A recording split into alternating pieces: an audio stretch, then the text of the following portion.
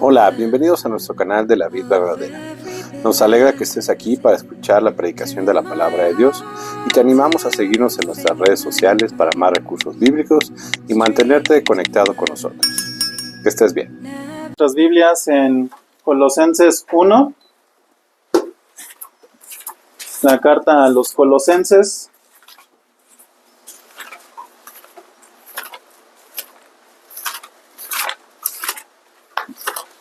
En el versículo 1, vamos a leer la sección del versículo 15 al 20. Yo lo leo, ustedes ahí en sus lugares síganlo con su vista. Colosenses 1 del 15 al 20. Dice de la siguiente manera: Él es la imagen del Dios invisible, el primogénito de toda creación, porque en Él fueron creadas todas las cosas, las que hay en los cielos y las que hay en la tierra, visibles e invisibles, sean tronos, sean dominios, sean principados, sean potestades. Todo fue creado por medio de Él y para Él. Y Él es antes de todas las cosas, y todas las cosas en Él subsisten. Y Él es la cabeza del cuerpo, que es la iglesia. Él es el principio, el primogénito de entre los muertos, para que en todo tenga preeminencia, por cuanto agradó al Padre que en Él habitase toda plenitud, y por medio de Él reconciliar todas las cosas, así las que están en la tierra como las que están en los cielos, haciendo la paz mediante la sangre en su cruz. Hermanos, esta es una de las cartas que el apóstol Pablo envió sin conocer a la congregación, sin conocer de vista a los hermanos. Lo que conocía fue porque otro hermano, que era uno de sus discípulos, habló con él. Dentro de su enseñanza, él tenía la idea de que debía de llevar el evangelio a su localidad y entonces predicarle, y de ahí fue surgiendo esta iglesia en la región de Colosas. Además, se estaba plantando paralelamente otra iglesia a unos 3 kilómetros de ahí, y esto hacía que estas iglesias se hermanaran. Estaban en un contexto de la cultura griega, y había dificultades dentro de estas regiones, y como Pablo no los ubicaba de manera precisa, entonces tenía que hablarles de cierta manera para que ellos pudieran encontrar la sabiduría de Dios y pudieran aplicarla a su vida. Una de esas habilidades que tenía Pablo, de la manera en cómo trata de transmitir este mensaje, es al principio dar gracias a Dios, ¿no? Vean el versículo 3 que está ahí: siempre orando por vosotros, dando gracias a Dios, Padre de nuestro Señor Jesucristo. Eso es una estrategia que utilizaba. Yo doy gracias a Dios porque desde que el momento que escuché he estado orando por ustedes. No he cesado de estar orando por ustedes. Y hermanos, eso es algo que a manera personal, como ahorita mi responsabilidad en el presbiterio, he estado orando por ustedes desde enero, sabiendo que Dios los está bendiciendo, no solamente por ustedes, sino por las demás iglesias que hay. Y ahora que los conozco, tengo este grato sentimiento de que pues Dios los está cuidando, Dios les está dando palabras, de que tienen un espacio donde se pueden concentrar para leer, para estudiar la palabra de Dios. Y por otro motivo, una alegría personal es que esta zona la conozco. Mis abuelos vivieron aquí en Bulevares. Estuve toda mi infancia hasta prácticamente mi prepa viniendo constantemente a estos lugares. Entonces es un bonito sentimiento estar sabiendo que esta región tiene una iglesia presbiteriana. Y en función de esto también, hermanos, damos gracias a Dios por ustedes. Pero además de esto no funciona solamente qué bueno que estén, ¿no? Pablo no tiene esa intención. Pablo trata de corregir las cuestiones heréticas y las cuestiones que están inconformes al evangelio de Cristo que se estaban dando en esta región. Lo que él había escuchado, lo que él sabía, venía de parte de este hermano, y entonces lo que pasa, se da cuenta de algunas situaciones que no son de la manera correcta. se da cuenta de que hay influencia de algunas personas judías que están tratando de forzarlos a ciertas cosas que se hacía en la ley, pero también se mezcla con un contexto griego en el cual había otras circunstancias que estaban moldeando la teología de esta iglesia que se distancia de nuestro Dios. Una de ellas tenía que ver con la creación de Jesús. Eso para nosotros ya es una herejía totalmente condenada. Y todas las sectas que lo van mencionando, como dije, van en aumento en estos momentos. Para nosotros es normal decir, eso ya es una herejía, cosa condenada, ¿no? Pero en ese momento trataban de explicarse cómo es que Cristo estaba dentro, o cómo es, quién era Cristo, básicamente. Y por eso es que Pablo utiliza un himno, así como el que cantamos ahorita. En la sección que nosotros leímos era un himno, era algo que se entonaba, algo que se utilizaba de manera pedagógica para enseñar.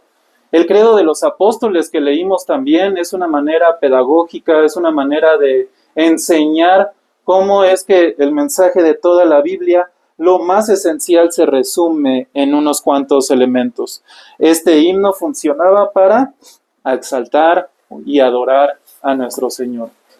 Y si ustedes se van dando cuenta, los versículos que siguen del versículo 4 va hablando acerca de Cristo, va hablando acerca de cómo ellos deben de adorarlo a Él.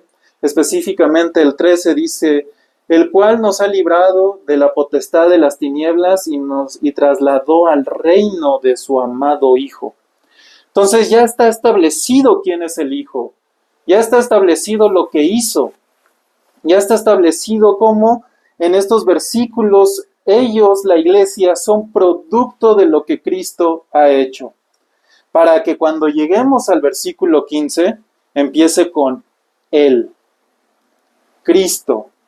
Él es la imagen del Dios invisible, el primogénito de toda creación. Él es la imagen del Dios invisible. Hermanos, nosotros, a diferencia de algunas doctrinas o de algunas posturas de la filosofía griega, no tenemos un ser, ¿no? Como lo dice Pablo en Atenas, un Dios no conocido, o no tenemos una fuerza que integra todo el universo, tenemos un Dios. Y ese Dios se ha manifestado concretamente, se encarnó, se hizo hombre, la segunda persona de la Trinidad, el Hijo antes mencionado, se encarnó para que nosotros pudiéramos conocer al Padre. Por eso en los evangelios, ¿no? Danos a conocer al Padre, estás conmigo tanto tiempo y no has conocido al Padre. Yo soy la imagen del Padre, yo soy la imagen de aquel que me ha enviado a redimir a este mundo. Yo soy la imagen del Dios invisible. Aunque nosotros no podemos ver a Dios porque sabemos que Dios es espíritu, Juan 4, entonces Él es la imagen de este Dios invisible. Se hizo hombre, se hizo concreto, lo podemos percibir, lo podíamos ver cuando vino a este mundo y lo vamos a ver cuando Cristo otra vez regrese. Inclusive la manera en cómo el apóstol Juan se expresa en sus cartas, ¿no? Lo que hemos visto, lo que hemos oído, lo que hemos palpado. Él es la imagen del Dios invisible. Y esto, hermanos, tiene un trasfondo que inicia desde el primer capítulo de Génesis, ¿no? ¿Recuerdan la oración que el pastor Luis hizo? Que nosotros somos la imagen. Viene desde ese trasfondo en el cual Dios nos pone a su imagen y semejanza, porque dentro de la idea o de la cultura en la cual Moisés escribe, el tener esculturas mostrando quién era el gobernador que estaba reinando, era una manera de someter al pueblo que había sido conquistado, ¿no? Y en este caso, Dios lo que está haciendo en el Génesis es, yo he puesto aquí mi imagen.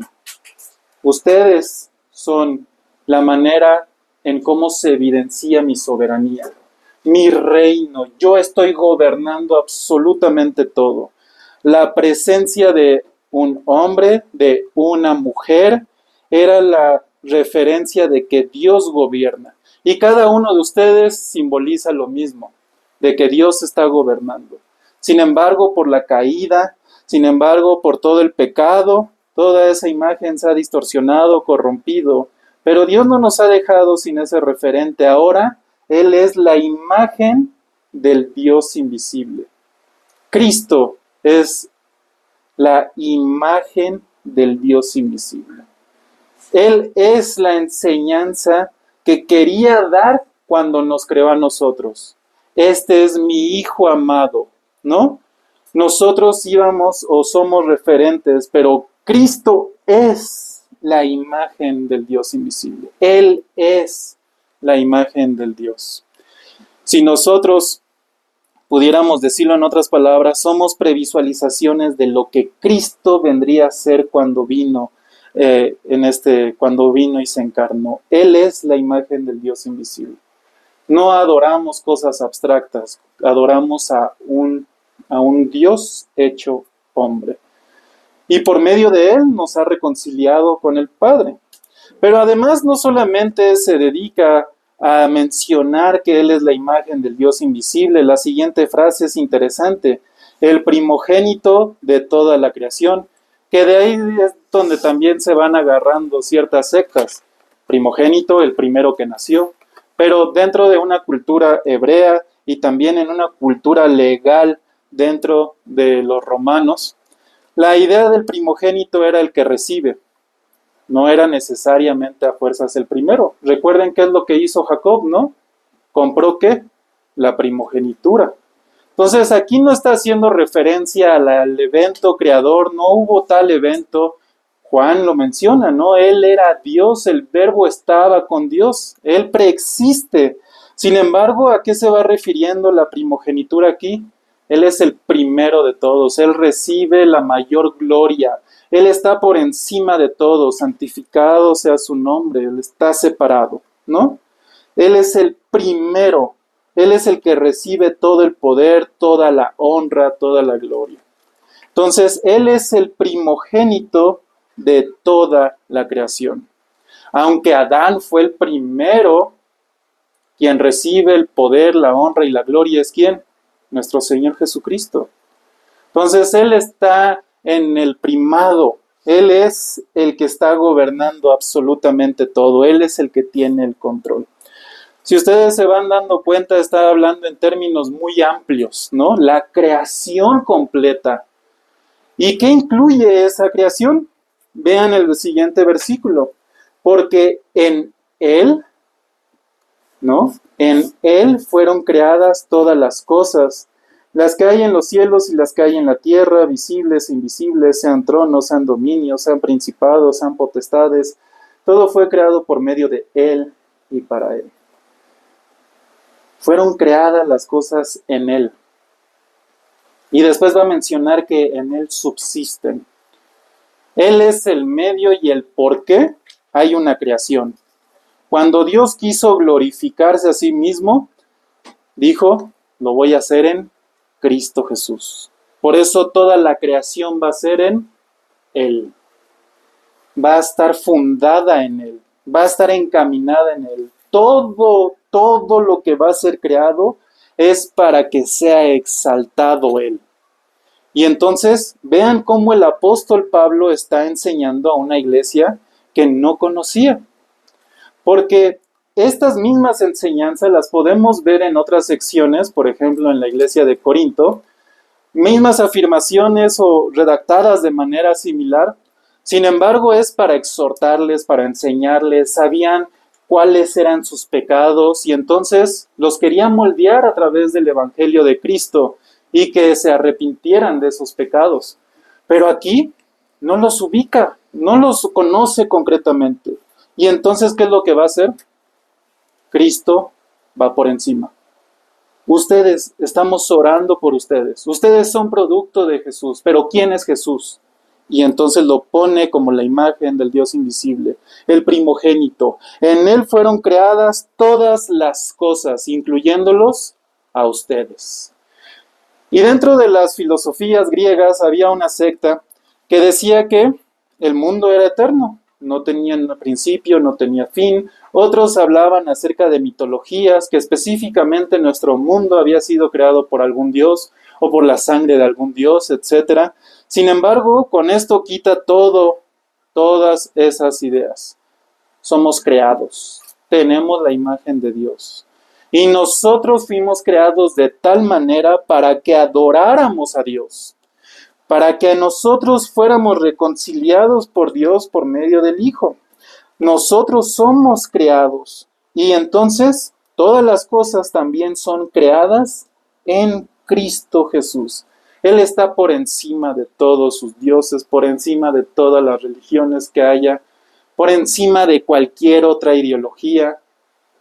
Cristo está por encima. Y no solamente eleva un sistema doctrinal, sino eleva a la persona de Cristo. Y hermanos, eso también creo que es importante porque a veces nos enfocamos mucho en, por ejemplo, ahorita que leímos el Credo de los Apóstoles, es un resumen que nos ayuda, ¿no? Los catecismos nos ayudan a alinearnos, a conocer lo que creemos. Pero nuestra adoración, nuestro gozo está en Cristo Jesús. Él es la persona que es la imagen de Dios a la cual estamos adorando. Porque en Él fueron creadas todas las cosas, las que hay en los cielos y las que hay en la tierra. ¿Por qué es importante este versículo? Porque en el capítulo 2 vamos a ver que va a haber una defensa de la fe del apóstol Pablo, porque hay adoración a los ángeles. Y eso, en este momento de nuestra historia, es increíble ver cómo se está retomando.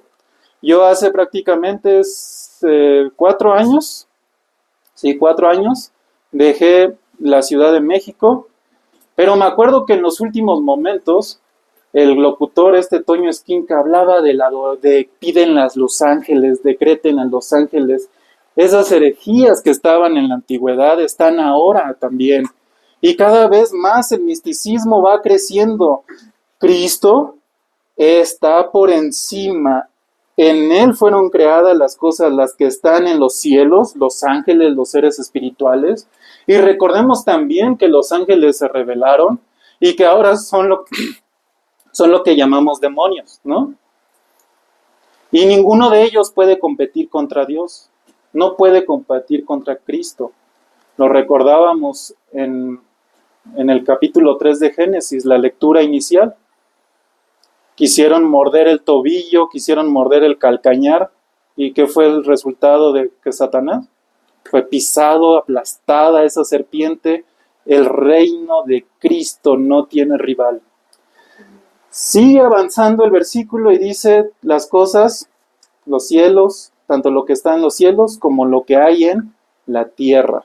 No tengan un misticismo. Al que deben de adorar es a Dios, el Creador, no a la creación. Pero también dice visibles e invisibles.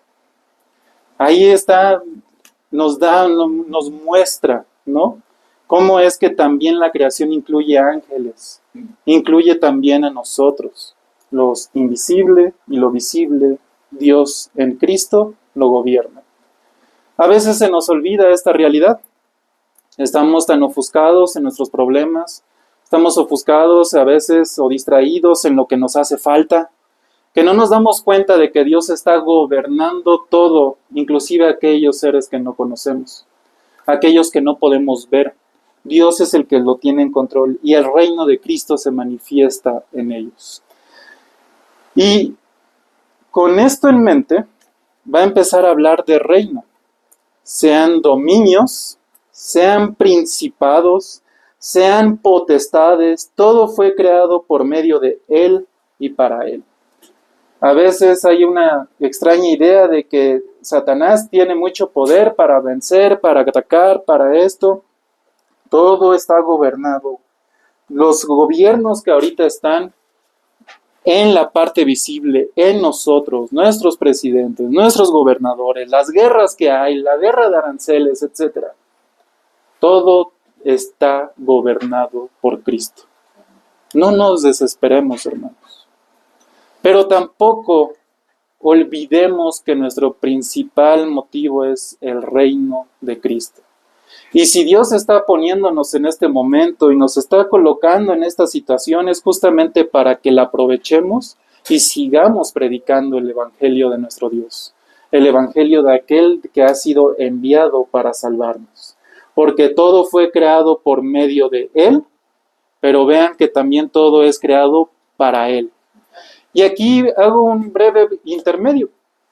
¿Cómo fue su salvación? Piénsenlo. ¿En qué momento ustedes conocieron a Cristo? ¿Cómo es que, si ustedes recuerdan, ese momento específico fue guiado y gobernado por Dios desde la eternidad para que la creación, para que también sus problemas, también sus enfermedades, todo fuera llevado y se juntó en un momento para que Cristo fuera llevado a ustedes? Inclusive algunos tenemos generaciones anteriores de personas que creyeron en Cristo y que nos fueron educando en ese camino. La gracia de Dios se manifiesta en ese pacto. Todo es creado por Él, pero también para Él. Y todo lo que ha sucedido ha sido para Él, para que nosotros estemos en este momento escuchando su palabra en este lugar y le demos gloria a Él. Y también que nosotros nos enfoquemos y veamos nuestros esfuerzos para Él.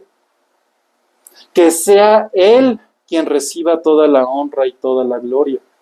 Porque es para eso Dios lo ha mandado a Cristo. Versículo 17. Y Él es antes de todas las cosas, y todas las cosas en Él subsisten.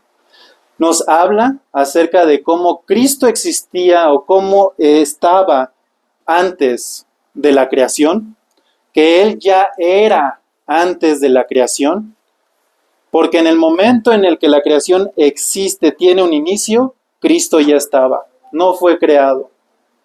Él es la segunda persona de la Trinidad que se ha encarnado y entonces Él estaba antes de todas las cosas. Y hermanos, esto para nosotros puede quedar como un ámbito pues, teológico, ¿no? Algo filosófico. Qué bueno que ya estaba antes. Pero hermanos, recordemos lo que sucedió antes. Él hizo un pacto junto con la Trinidad para redimir a la creación. Y cuando va mencionando esta idea de que Él estaba antes, ustedes estaban en su mente. Ustedes estaban en sus designios. Y estos esfuerzos que se están coordinando ya estaban previstos por medio de nuestro Señor. Porque Él estaba antes. Y como Él está antes, ustedes están aquí. Ustedes están ahora. Porque Él estaba antes, ahora ustedes lo pueden adorar. Por eso tienen el gozo de la salvación. Para Él son todas las cosas. Porque Él estaba antes. Y con base en eso, en que Él estaba antes de todas las cosas, también tenemos la certeza de que las cosas en Él subsisten. Y si nosotros lo estamos viendo a la luz de los pasajes anteriores, ¿de qué está hablando? De la creación. Nos damos cuenta en estos momentos de que solamente conocemos una pequeña fracción de todo el universo. Conocemos un pequeño elemento de todo lo que significa nuestra mente, nuestro organismo. Siempre hay investigaciones nuevas que están aportando algo y nos damos cuenta de que la creación de Dios es más intrigante, es más elaborada de lo que podríamos pensar, porque eran en Él y para Él. Pero hermanos, también tenemos que contemplar que las cosas en Él subsisten, todas las cosas, las macro, lo más gigante que ustedes se puedan imaginar, pero también las más pequeñas. No sale nada del poderío ni de la soberanía de nuestro Dios. Y eso también tiene la intención de ir guiando los pensamientos de los hermanos de la iglesia de Colosas a que ofrezcan su obediencia a aquel que los está manteniendo. Que nos demos cuenta de que nosotros subsistimos en Cristo. Si en un segundo Dios quita, que no puede, pero si quitara ese cuidado, todo el universo colapsa, hermanos. Pongamos nuestra confianza en Él, tanto de nuestras vidas, como de ¿qué? De esta nueva iglesia. Subsistimos por Él y para Él. Y en este contexto que estaba hablando a la iglesia de Colosas, es muy importante la idea de la subsistencia. Porque no estamos basados en dioses que están a su capricho, o en este contexto moderno no estamos basados en lo que la ciencia nos pueda llegar a decir. Subsistimos por Él y nuestra vida es para Él. Nos gozamos en Él, hermanos. Sigue avanzando en este caso, en el versículo 18, y dice, y Él es la cabeza del cuerpo, que es la iglesia, el que es el principio, el primogénito de entre los muertos, para que en todo tenga preeminencia. Vean este gran cambio que ha sucedido en el himno que se está entonando aquí. Primero nos habla acerca de la creación, ¿no? Toda la creación, lo invisible y lo visible, todo es por medio de Él y para Él. Pero después lo acota, lo reduce a un aspecto muy particular. Pero en vez de hablar primero de la iglesia o primero de ustedes de Colosa que son iglesia, vean cómo redirige su condición de iglesia a Cristo. Y coloca primero el título de Cristo y no solamente ustedes son iglesia, sino que dice, y Él es la cabeza del cuerpo. Todo está subsistiendo por medio de Cristo, pero después inmediatamente, ¿qué señala? Y Él es la cabeza del cuerpo, que es la iglesia. No todos son iglesia, pero todos son creación, todos subsisten por Él. Pero el título de cabeza es el dirigente, es el que está sustentando, es el que está guiando, es el que está moldeando a la iglesia, es el que los está llevando, hermanos. En Corintios, en 1 de Corintios 3, menciona que nosotros, ¿qué? Tenemos la mente de Cristo. Debemos de pensar nuestra vida a través de los pensamientos de Dios. Tenemos que vernos a través de la mente de Cristo. Y esa mente es la que nos está guiando aquí. Vean cómo no solamente coloca su soberanía, yo soy el que está por encima, ustedes son mis siervos, sino que también coloca por encima a la cabeza, que es Cristo. Y gozándonos en eso, hermanos, Él es el que nos va a dirigir, es el que nos va a llevar, es el que también nos va a cuidar, pero también es el que nos va a coordinar en nuestros esfuerzos para trabajar para Él, organizarnos para Él, extender el reino, depende de la cabeza. Y hermanos, esta es una exhortación que apenas estoy entendiendo. Si ustedes dejan de trabajar para extender el reino de Dios, la cabeza sigue, hermanos, pero no por medio de ustedes, sino por otros. Van a perder esa gran bendición de estar obedientes, sirviendo a la cabeza a la cual pertenece. Pero el reino de Dios no se detiene. Porque si todo el universo, las cosas visibles y las invisibles subsisten en Él, entonces tampoco su reino se detiene.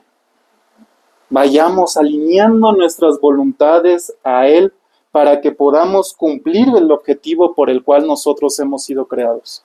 Si se nos pone la idea de que somos cuerpo, es porque con este cuerpo agarramos, tomamos, caminamos conforme a lo que la cabeza nos dice.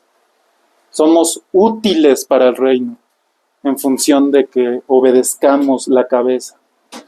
Y al mismo tiempo también se señala otra cosa que hicimos el día de hoy. Un cuerpo, diría Pablo en Corintios también, tiene que miembros. Y por eso ustedes han formalizado y han declarado que son miembros de este cuerpo.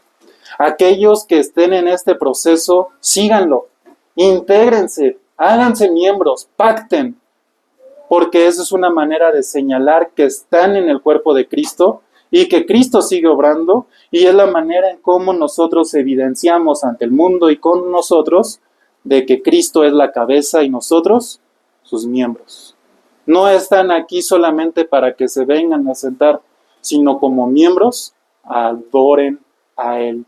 Como miembros utilicen sus vidas para que las rindan a Él, porque Él es la cabeza y nosotros el cuerpo. Sigue avanzando y dice, Él es el principio. Podría dejarse de lado esa frase, ¿no? Pero Él es el principio. En griego utiliza la palabra arjé. Él es el arjé, el fundamento, la estructura fundamental para que todo surja. Y esa palabra es la que utiliza el apóstol Juan para decir en el principio, en el arjé, en el fundamento estaba el verbo. O también, ¿no? En la primera carta, en el principio estaba Cristo. Con base en esto, nosotros podemos ver que Él es el fundamento del universo, pero también de la iglesia, y todo se va coordinando hacia Él. Lo que nos damos cuenta los cristianos es que a medida de que van pasando los años, todo se va coordinando para darle gloria a Dios. Aquellos que lo detestan, que lo insultan, que lo blasfeman, que persiguen a la iglesia, van a glorificar o se va a mostrar la gloria de Dios en el momento del juicio. Pero nosotros que hemos sido sustituidos en la cruz y que Cristo ha tomado el juicio, que ha tomado el castigo por nosotros, podemos ver que todas las cosas van en función de este principio, que Cristo va sosteniendo todo el universo, todo lo que sucede, tanto en nuestras vidas como en todo el universo. Él es el fundamento de todas las cosas. El siguiente título que presenta es el primogénito de entre los muertos. Así también se le denomina en otras secciones, y se va a referir a que Él es el primero que muere, pero también el primero que resucita. Y nosotros también, con respecto a lo que se menciona en Romanos 6, nosotros morimos al pecado y resucitamos para Cristo. Morimos al pecado y resucitamos para su reino. Versículo 13. El cual nos ha librado de la potestad de las tinieblas y nos ha trasladado a su reino de su amado Hijo. Sin esta idea del primogénito entre los muertos, el primero entre los muertos, el primero que murió, el reino de Cristo, ¿cómo estaría inaugurado? El poderío de Cristo, ¿cómo sería evidente? Él vence a la serpiente por medio de esa cruz y resucita y vence a la muerte, vence a todos sus enemigos y los está sometiendo para que estén debajo de sus pies, porque Él es el primogénito. Él es el que nos introduce al reino, nos cambia de las tinieblas y nos lleva a la luz, nos traslada al reino de Cristo. Y el siguiente versículo, la siguiente frase nos muestra el para qué. Para que en todo tenga la preeminencia. Esa es la función de este pasaje. ¿Cómo ustedes van a ver? Habla Pablo a la iglesia de Colosas. ¿Cómo ustedes van a ver un mundo donde tienen muchas distracciones, muchas filosofías, que llegan mucha gente diciendo otras cosas? Conozcan a Cristo. Todo lo que está hecho en este mundo y en este universo es para que Él tenga la preeminencia. Su vida es para que Él tenga la preeminencia, para demostrar que Él tiene esa preeminencia, para evidenciar que Él tiene esa preeminencia. Y en este sentido, hermanos, podernos gozar de que Él tiene la preeminencia. Si no estamos buscando la gloria de Dios, la gloria de su Hijo Jesucristo, entonces estamos buscando la nuestra. Y también de ahí vienen los problemas dentro de las iglesias. ¿Cómo es que yo gobierno esta iglesia? ¿Cómo es que yo domino esta iglesia? Y es lamentable que las iglesias se dividan después de muchos años. Pero cada vez es más común que las iglesias se dividan en los primeros momentos de la plantación. ¿Por qué? disputas de poder. Queremos imponer visiones distintas para la congregación. Sin embargo, Cristo es el que tiene que reinar. Cristo es el que tiene que mostrarse. Cristo es el que, por medio de esta iglesia, se demuestra su preeminencia y que está por encima de todos nosotros. Y, hermanos, confíen en que Él es la cabeza de todos nosotros. Y los últimos 2 versículos muestran algo muy interesante.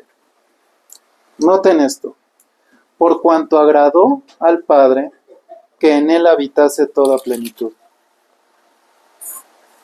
Por cuanto agradó al Padre que en Él habitase toda plenitud. Algo que le agradaba al Padre era que en Él habitase. No es que tenga, que tuviera, que posea y que pudiera perder, sino que en Él habita la plenitud. En Él habita. Él es la imagen del Dios invisible en el cual habita toda la plenitud. Y una de las cosas que nosotros podríamos ver si tuviéramos más contexto de los griegos es la manera en cómo pensaban las imágenes. Si ustedes recuerdan, para los griegos había una idea de un mundo perfecto. Este mundo era imperfecto y que se revelaba aquellas cosas del mundo perfecto.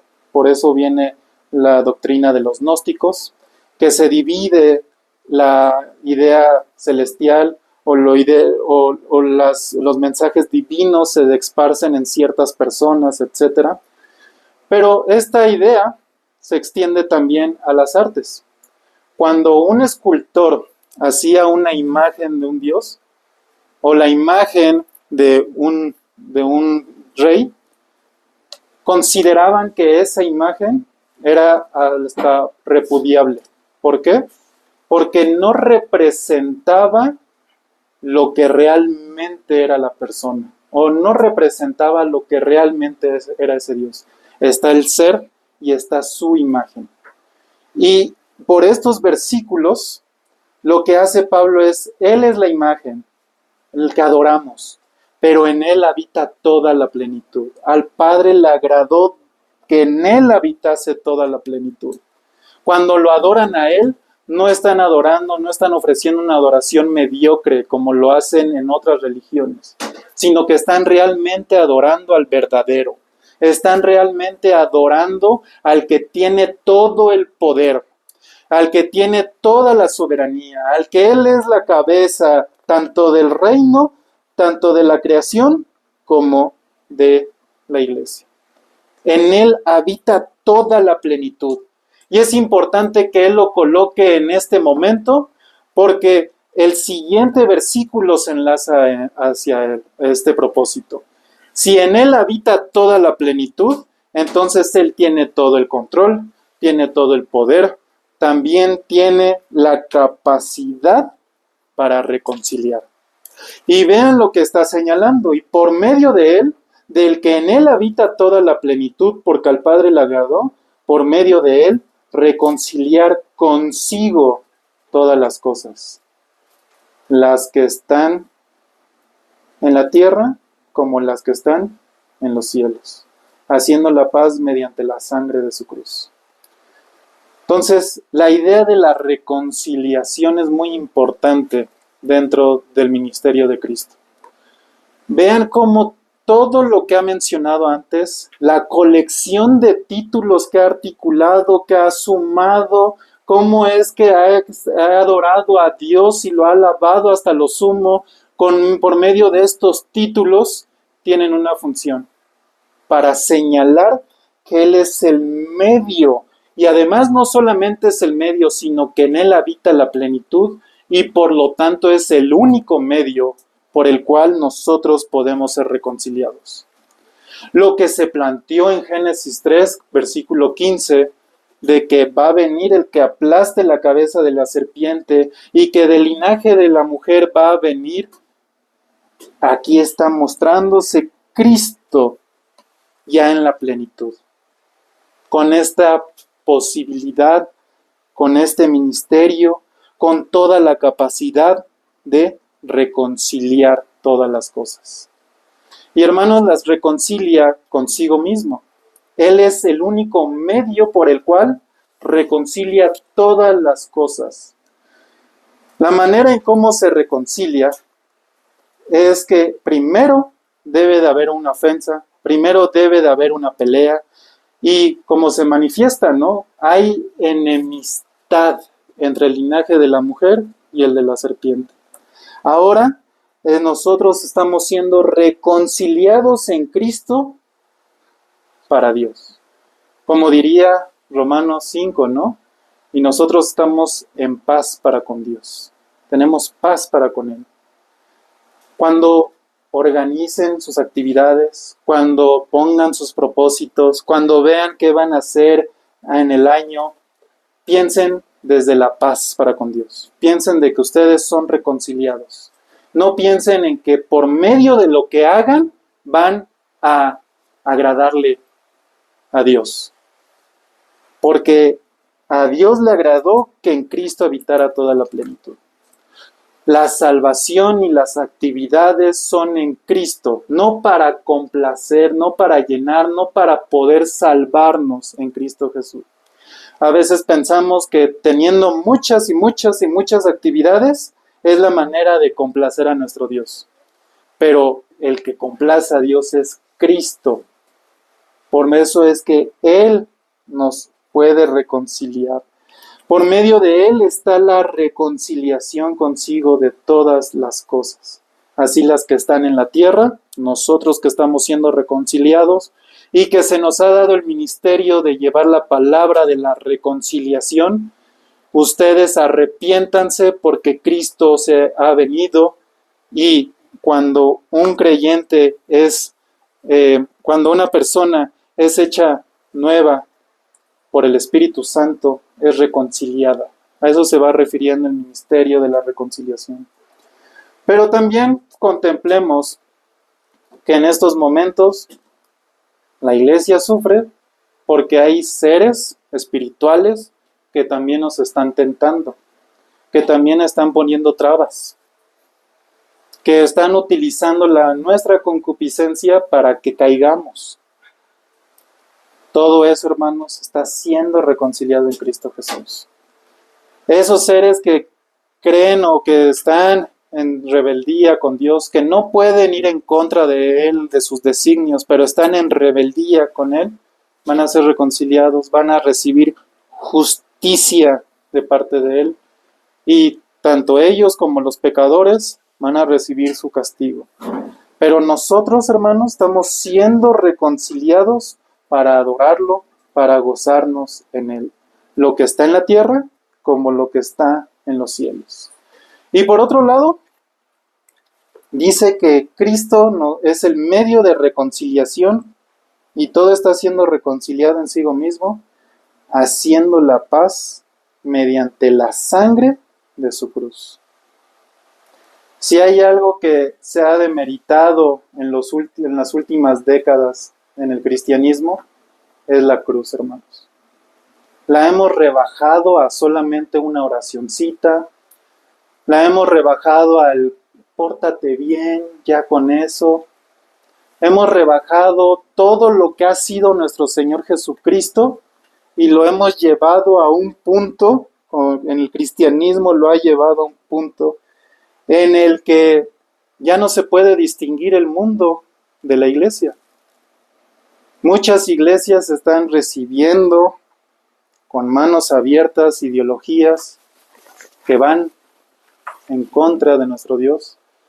Pero hermanos, la cruz y específicamente su sangre, específicamente la sangre que se derramó por Cristo Jesús, esa imagen del Dios invisible que tenía sangre fue derramada en la cruz, fue para la reconciliación, para que todo se pudiera cumplir como desde la eternidad se planeó.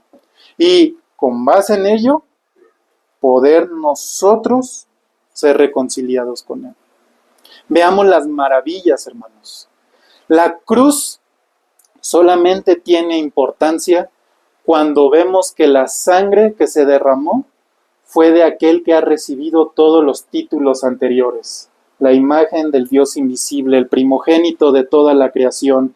En Él fueron creadas, en Él subsisten todas las cosas, la cabeza de la iglesia, el principio, el primogénito de entre los muertos. Él es el que tiene toda la preeminencia, en Él habita la plenitud, porque el Padre así le agradó, y como le agradó, también así murió. La cruz tiene importancia porque Cristo derramó su sangre. Y todo eso que ha sido utilizado para señalar lo importante y lo maravilloso que es Cristo, se resume en ese acto de redención, en ese acto sustitutivo, que Cristo muere para podernos reconciliar, nos sustituye en la cruz para que nosotros tengamos paz para con Dios y para que nosotros podamos gozarnos de Él, en su reino, en el reino del Hijo, en el cual habita toda la plenitud.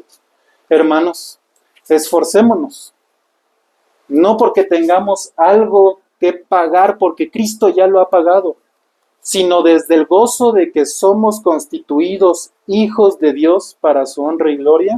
Trabajemos, gocémonos, enfoquémonos en nuestra santidad, hermanos. Peleemos contra los pecados y los hábitos que tengamos para que Cristo sea reconocido, hermanos. Amémonos como iglesia para que el mundo vea que Cristo ha sido enviado por su Hijo. Y hermanos, veamos que el ministerio de nuestro Señor Jesucristo de la reconciliación va más allá de nosotros. Solamente nosotros vemos, percibimos eso que nos ha dado por gracia. Pero Él vino a restaurar todas las cosas, las que se ven y las que no se ven. Y créanme que está trabajando desde esa realidad espiritual para que esta iglesia crezca, para que esta iglesia sea enseñada. Desde la eternidad, antes de que todas las cosas fueran creadas, los tenía pensado ustedes. Vamos a orar, hermanos. Bendito Dios. La cruz es el medio por el cual tú has manifestado tu amor hacia nosotros. Bendito Padre Celestial, Cristo dio su vida por nosotros. Bendito Padre, que eso sea lo que podamos enseñar, lo que podamos mostrar, y que todas las enseñanzas a su alrededor sean llevadas para que podamos ser obedientes por ese acto de nuestro Señor.